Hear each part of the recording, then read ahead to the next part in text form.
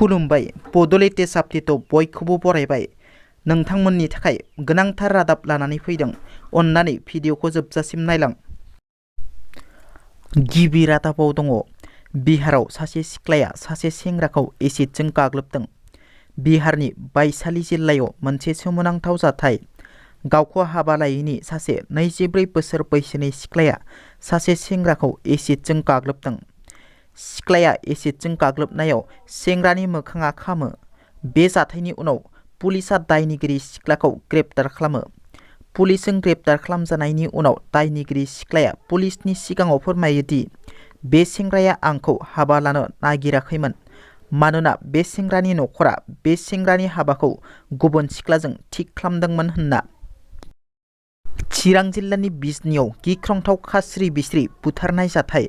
बिजनी 1 नं दैलांसाराव सासे लाइमोनखौ सिनाय मोनै दुथांफोरा बुथारदों। 1 नं दैलांसार गामिनि मतिलाल बर्मन मुंनि सासे लाइमोना गावनि खथायाव उन्दुबाय थानाय समावनो हरनि 12:30 समाव उन्दुनानै थानाय थासारियाव सिनाय मोनै दुथांफोरा गोबौ हाथियारजों गाग्लोबदों।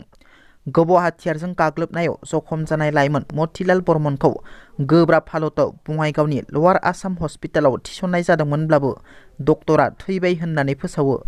बे जाथायखौ खौरां मोननानै बिजनी आरो फानबारि पुलिसआ जाथायथिलियाव नुजाथि हैनानै नायबिजिरनायखौ जागायोब्लाबो दासिमबो सोर मानि थाखाय बुथारदों दासिमबो रोखा मिथिनो मोननाय जाथ'वाखै। मोनसे गोग्गाथाव रादाब। बर'नि फिसा फुटबल गेलेगिरि अपुर्न नार्जारिया IWL आव गेलेनो थाखाय सायख'जादों। भारताव सोलिबाय थानाय IWL आव बर'नि फिसा अपुर्न नार्जारिया सेतु FC नि जानानै गेलेगासिनो। ओरैहाय बर'नि जाखांफुनाय फुटबल गेलेगिरि गोगोमसार गयारिया दिल्ली प्रिमियार लीगआव बयनिख्रुइबो बांसिन गल होनो हानाय गेलेगिरि जानानै दं। चिरां जिल्लानि गयबारियाव सोरांसि समाव मोसौ सिखाव हमनो हादों।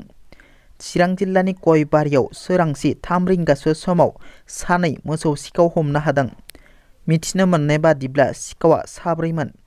बिनिनो सानैया खारग'नो हायो आरो सानैखौ हमनो हायो। हमजानाय सानै सिखावनि मुं आरो थंखौ मिथिनो मोननाय जाथ'वाखै। हमजानाय सानैबो मुस्लिम हारिनि होनना मिथिनो मोनदों। बे मोसौखौ सिखावफोरा बिद्दापुर फारसे लांनो नागिरदोंमोन होननानै मिथिनो मोननाय जादों। सिखावफोरखौ ओनसोलनि रायजो राजाफ्रा हमनो हानानै पुलिसनि आखायाव गथायो होनना खौरां मोननाय जादों। दिनैनि रादाबा एसेनोसै। नोंथांमोना जुदि आंनि भिडिअखौ नायनानै मोजां मोनदोंब्ला अन्नानै लाइक, शेयार आरो साबस्क्राइब खालामनो दाबाव। गोजोन्थों।